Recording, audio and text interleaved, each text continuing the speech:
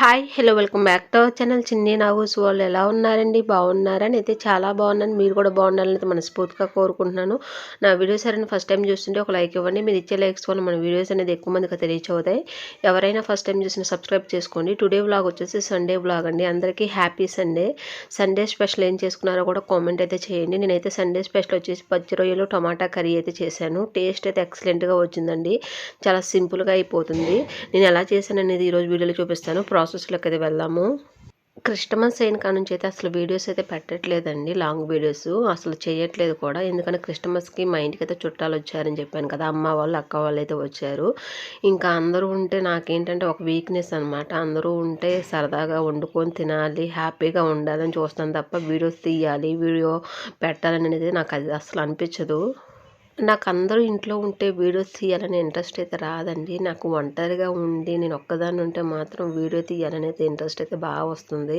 అప్పుడు శ్రద్ధ పెట్టి వీడియో అయితే తీస్తాను ఇంకా అందరూ ఉన్నారు కదా నాకు వండుకోవడం తోముకోవడం తినటం ఇదే సరిపోయింది వీడియో తీసి మళ్ళీ దాన్ని ఎడిటింగ్ చేసేంత టైం కూడా లేదు సీ ఫుడ్ ఏదైనా ఫిష్ కానీ ప్రాన్స్ కానీ ఒక రకమైన నీచు స్మెల్ అయితే వస్తుందండి అవైతే నీట్గా అయితే క్లీన్ చేసుకోవాలి దట్టు ఈ ప్రాన్స్లో అయితే నరం ఉంటుందండి ఆ నరం అయితే తీసేయాలి నరం తీసుకుని అయితే మంచిగా అయితే క్లీన్ చేసుకోవాలి నేను లెమన్ అన్న సాల్ట్ పెట్టి అయితే నీట్గా క్లీన్ చేసుకొని ఒక గిన్నెలోకి అయితే వేసుకొని అవైతే సాల్ట్ అని కొంచెం పసుపు అయితే వేసుకొని మంచిగా ఉడికించుకొని అయితే పక్కనైతే పెట్టుకున్నాను కర్రీ కోసం అయితే స్టవ్ మీద అయితే కళాయి పెట్టాను అందులోకి అయితే 150 గ్రామ్స్ అయితే ఆయిల్ అయితే వేసాను ఆయిల్ అయితే బాగా హీట్ అవ్వాలండి ఆయిల్ అయితే బాగా హీట్ అయింది అందులోకి మనం ఉడికించుకున్న ఫ్రాన్స్ వేసుకొని మంచిగా ఫ్రై చేసుకోవాలి గోల్డెన్ బ్రౌన్ కలర్ వచ్చే వరకు అయితే వేపుకోవాలండి ఇక్కడైతే నేను వేపుకొని అయితే ప్లేట్లు తీసుకుని అయితే పక్కనైతే పెట్టుకుంటాను ఈరోజు మా హస్బెండ్ తెచ్చింది టైగర్ రొయ్య అండి పెద్ద రొయ్య అయితే తీసుకొచ్చారు ఇది కర్రీకి అయితే చాలా అంటే చాలా బాగుంటుంది నార్మల్గా అయితే చిన్న రొయ్యలు ఉంటాయి కదా అవి వండుకున్నా కూడా కర్రీలో మనకి అంత టేస్ట్ అనేది తెలియదండి ఇవైతే బాగా మనకి పెద్దగా ఉంటాయి కాబట్టి వండుకుని తిన్నప్పుడు టేస్ట్ అయితే బాగా తెలుస్తుంది నేను ముందుగా అయితే పచ్చి రొయ్యలు అయితే వేపుకున్నాను కదా అదే కళాయిలోకి అయితే సన్నగా కట్ చేసిన ఉల్లిపాయ ముక్కలు అయితే వేసుకున్నాను ఉల్లిపాయ ముక్కలు వేసుకొని అందులోకి అయితే పావు స్పూన్ అయితే పసుపు అయితే వేసుకోవాలి పసుపు వేసుకొని రుచికి తగినంత సాల్ట్ అయితే వేసుకోవాలండి నేను ఆల్రెడీ ఉడికించుకునేటప్పుడు సాల్ట్ అను పసుపు అయితే వేసాను కాబట్టి లైట్గా అయితే వేసుకుని మంచిగా వేపుకోవాలి ఉల్లిపాయ ముక్కలు మంచిగా వేగితేనే కర్రీ టేస్ట్ అయితే బాగుంటుంది ఉల్లిపాయ ముక్కలు అయితే మంచిగా వేగినాయండి అందులోకి అయితే ఫ్రెష్గా పట్టుకున్న అల్లం వెల్లుల్లి పేస్ట్ అయితే యాడ్ చేసుకోవాలి అల్లం వెల్లుల్లి పేస్ట్ అయితే 1 స్పూన్ అయితే వేసాను అల్లం వెల్లుల్లి పేస్ట్ పచ్చివాసన పోయే వరకు అయితే వేపుకోవాలి అప్పుడే కర్రీ టేస్ట్ అయితే బాగుంటుంది ఇక్కడైతే నేను వేపుకుంటాను వేగిన తర్వాత అందులోకి అయితే నేను టమాటా ముక్కలు అయితే యాడ్ చేస్తాను అల్లం వెల్లుల్లి పేస్ట్ అయితే మంచిగా వేగిందండి అందులోకి సన్నగా కట్ చేసిన టమాటా ముక్కలు అయితే యాడ్ చేసుకోవాలి టమాటా ముక్కలు వేసుకొని కర్రీని అయితే తిప్పుకొని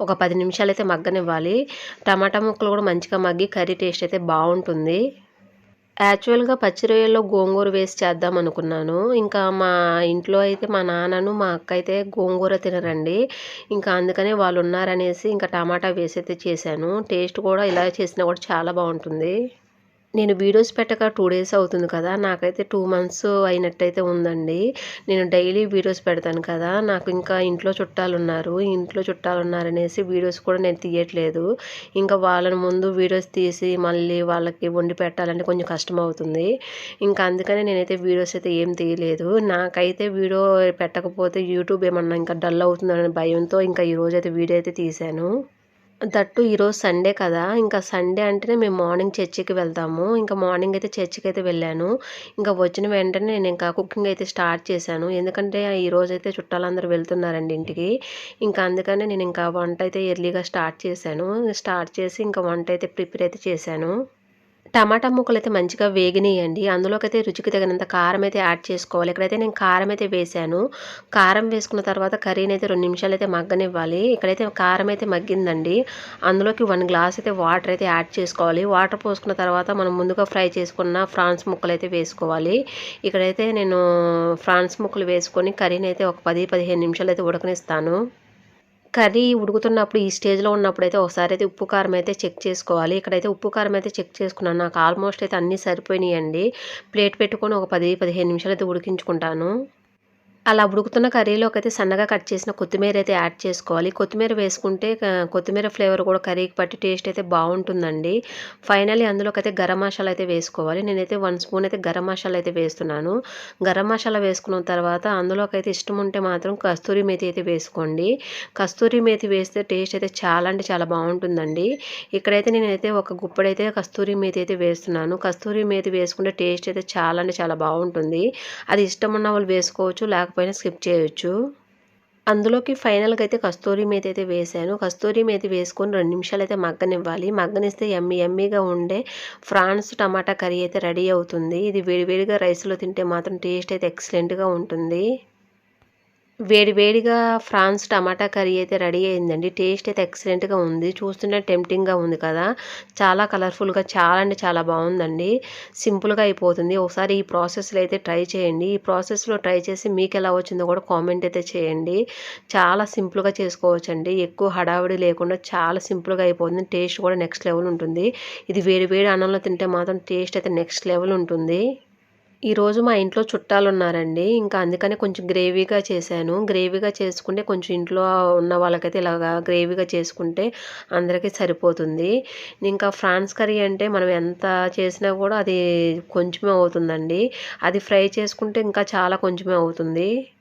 నా వీడియో చూసే ప్రతి ఒక్కరికి థ్యాంక్ యూ సో మచ్ అండి. ఈ వీడియో అయితే ఇక్కడితో ఎండ్ అవుతుంది. ఈ వీడియో చూసిన ప్రతి ఒక్కరు ఒక లైక్ అయితే ఇవ్వండి. మీరు ఇచ్చే లైక్ నాకు చాలా ఇంపార్టెంట్ అండి. Please support me.